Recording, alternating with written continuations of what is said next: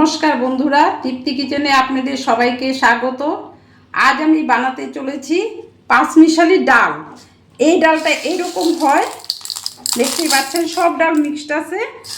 আপনার বুটের ডাল, রহর ডাল, মুগ ডাল, তারপর কালাই ডাল, সব কিছু ডাল, দু একটা মসুর ডালও আছে। আমি সম্পূর্ণ নিরামিষভাবে রান্না করছি, সব কিছু আছে মিশানো।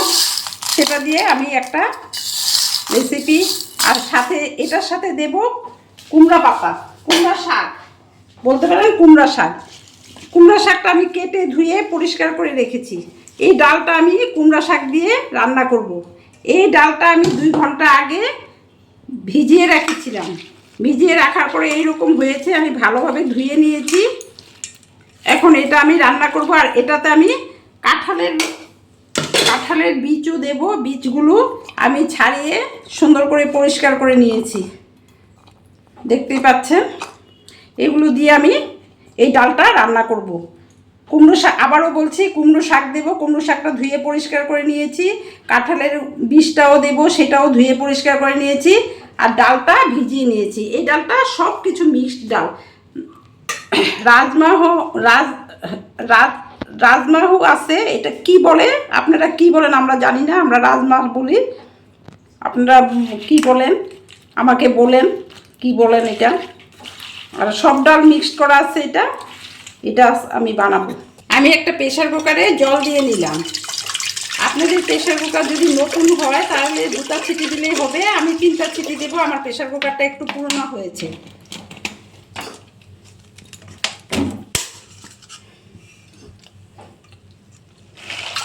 এটা প্রেসার কুকারে সিটি দিলেই ভালো হয়, খেতে অসাধারণ লাগে। বানিয়ে খেয়ে দেখবেন। দেখুন বন্ধুরা, আমি ডালটা প্রেসার কুকারে দিয়ে দিয়েছি। এখন আমি এটাতে অল্প লবণ দিয়ে দেব, পরিমাণ মতো দিলেই হবে। আর দেব একটু হলুদ। এই দিয়ে আমি ডালটা ছিটি দিয়ে নেব।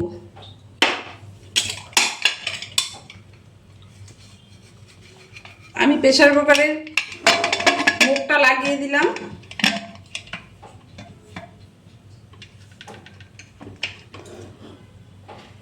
এখন একটু পরে আমি আবার ঘুরে আসছি। আমি প্রেসার কুকারটা খুলে নিলাম। আমি 3টা সিটি দিয়েছি, আপনারা 2টা দিলেও হয়ে যাবে আপনাদের প্রেসার কুকারটা ভালো থাকলে। ডালটা দেখুন এরকম সিদ্ধ হয়েছে, কালারটা এরকম এসেছে। এখন আমি এটা আবার গ্যাসে বসিয়ে দিলাম। বসিয়ে আমি কুমড়োর পাতাগুলো ধুয়ে রেখেছিলাম, কাটা এরকম করে কেটে রেখেছি, শাক শুদ্ধ, এগুলো সব দিয়ে দিলাম।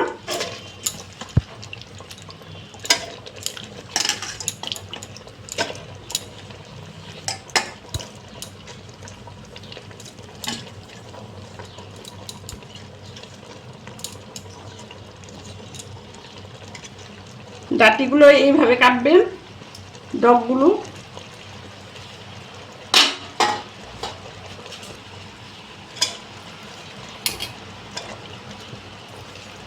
কাঁঠাল গুটিগুলো দিয়ে দিলাম। এখন আমি দেব কাঁচা লঙ্কা। 5-6টা কাঁচা লঙ্কা আমি ছিঁড়ে রেখে দিয়েছিলাম, ফাটিয়ে রেখেছি, সেগুলো আমি দিয়ে দিলাম। এখন দিয়ে আমি একটু জল দিয়ে দেব।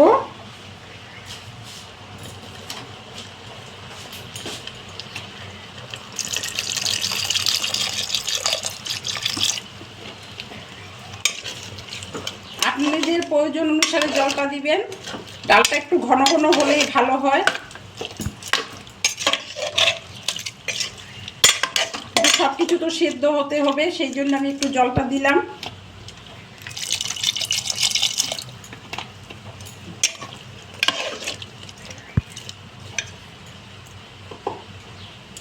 আর একটু হলুদ লাগবে।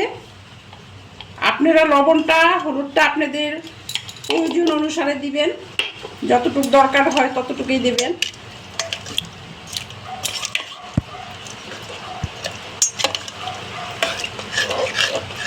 ঝাল, লবণ, আর এটাতে একটু মিষ্টিও দিতে হবে।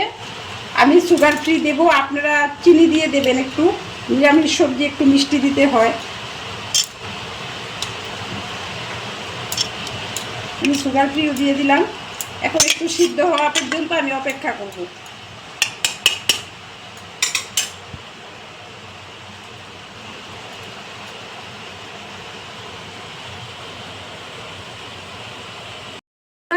আমি আবার ফিরে এসেছি, সব কিছু সিদ্ধ হয়ে গেছে।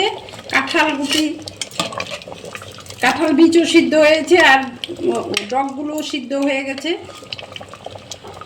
সবটাই সিদ্ধ হয়ে গেছে। এখন আমি এটাকে একটু সম্বার দেব।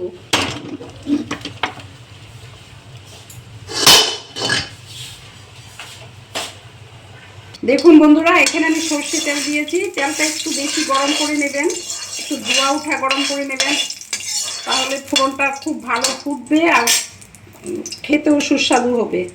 এখন আমি দিয়ে দিচ্ছি 2টো শুকনো লঙ্কা। এই শুকনো লঙ্কাগুলো আমি ঘরে বানিয়েছিলাম।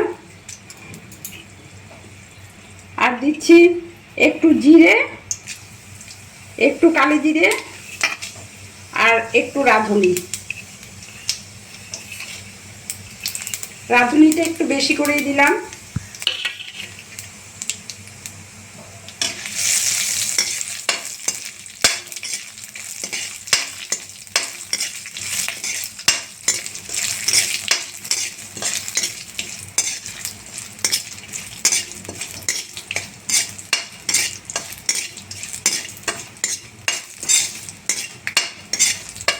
এটা একটা সম্পূর্ণ নিরামিষ ডাল।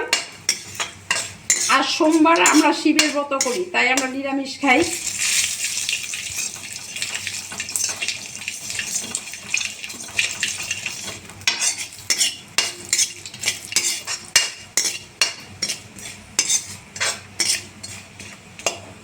দেখুন বন্ধুরা, আমার সম্বারটা একদম, ফোড়নটা একদম মানে পোড়া পোড়া হয়ে গেছে।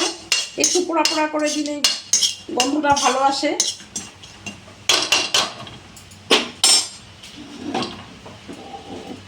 এখন আমি ডালটা এটার মধ্যে দিয়ে দেবো।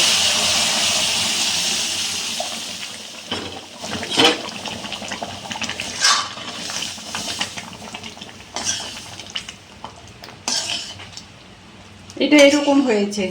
দেখুন বন্ধুরা, আপনারা লবণ মিষ্টিটা আপনাদের স্বাদ অনুসারে দিবেন, একটু দেখে নেবেন। নিরামিষ ডাল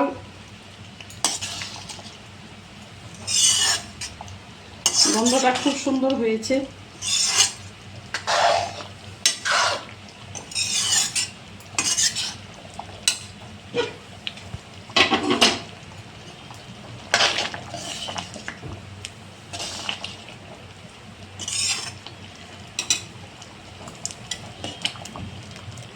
এখন আমি এটা নামিয়ে নেব।